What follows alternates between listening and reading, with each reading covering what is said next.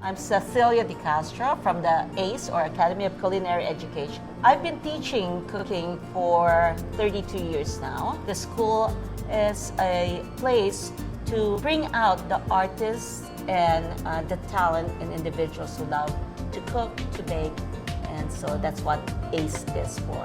So the fruit tart we're going to show you today will have a couple of variations, but being fall, I want to show you how to work with fruits of the fall, whether it's pear or apples, show you how to peel, how to core, and how to slice to make it very pretty on the tart. So we're going to start out first with the dough, which is a sweet crust dough. You start out with the unbleached all-purpose flour, and you just put it in a food processor, in a mixer, or by hand. But I want to show you the quick way, so we're using it in a food processor.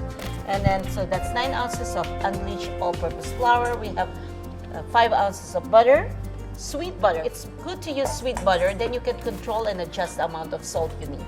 And then about 2 ounces of sugar. We're adding also the zest of lemon. And you can use, again, your knife, or you can use a microplane or a zester. And because I love a little citrus in the crust, and it cuts down on the sweetness of a dessert. And then we'll just put this together, cover it, turn it on. 1, 2, 3, 4, 5 seconds, turn it off.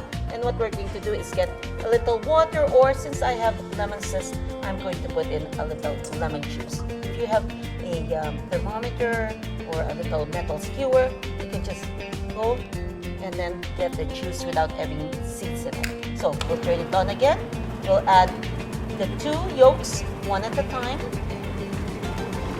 And then we'll add about a teaspoon or so of lemon juice, just until the dough begins to form a ball. Sometimes you want to pulse it, so you don't want to over mix it. And in about 15-20 seconds, you have the dough that's already finished mixing it by hand, so you don't over mix it. If the dough crumbles, it's a little too dry, so you can add a little bit more liquid. If it is too sticky and it sticks in the palm of your hand, it's too wet, then you can just put a little bit of what they call veg flour.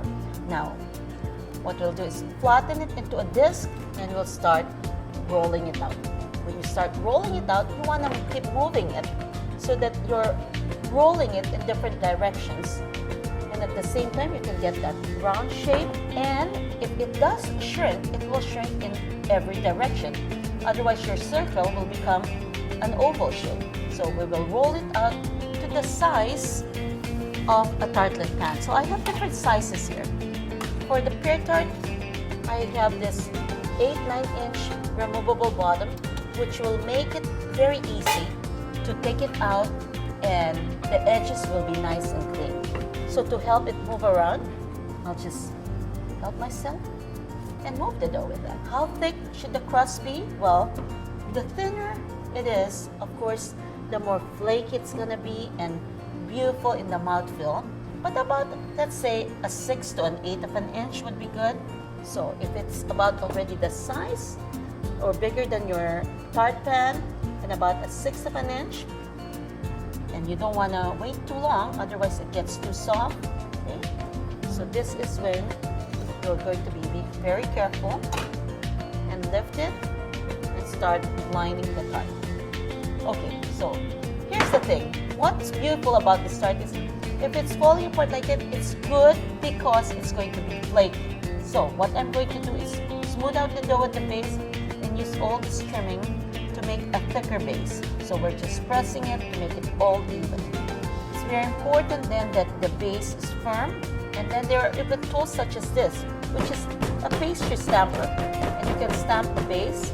So once it's all even, this is then the time you would chill it while you're cutting your fruits. Now, while that's chilling, what do you do with all these extra ones? Well, don't toss it away. It's good ingredients, it's fresh. So if you have different sizes such as this, you can make another individual tart. So maybe one for the company and one for you. Most common way for us in the kitchen to peel fruits, whether it's a watermelon or a pear, is to cut both ends and then follow the outline of the fruit and peel. And then we'll just cut it in half. Once you cut it in half, remove the stem. take out the core, and then going back again at the tip here where the base is. Take it out. And once you have the 2 halves, we will just slice thinly. Once you have the pears sliced, put the sliced halves. And then once it's all in there, you can slide the fruits. And then you'll have a little bit nicer presentation that way. Now for the filling, in a bowl, I am combining eggs and then the sugar. Now, what you want anytime you have egg is to lighten it and aerate it, and that's part and as a binder. So you stir this right away. Okay? In a saucepan, we'll just put all the butter and put it on high until it browns. I'm going to then add this burnt butter, okay? And then wait for it to cool down a little bit, and that will flavor the flour, the sugar, and the egg. Once you have that, pour it and just start in the middle like this. Twist it a little bit so that it will fill in. You always put your tart in another tray. We'll bake it at about medium temperature, 325-350 degree oven until it's golden. We'll come back and allow the tart to finish baking, and when it cools down, we'll show you how to finish it. So for the individual tart, what I'm going to do is finish it with fresh berries. And I have here just an apricot glaze or any kind of marmalade you have also.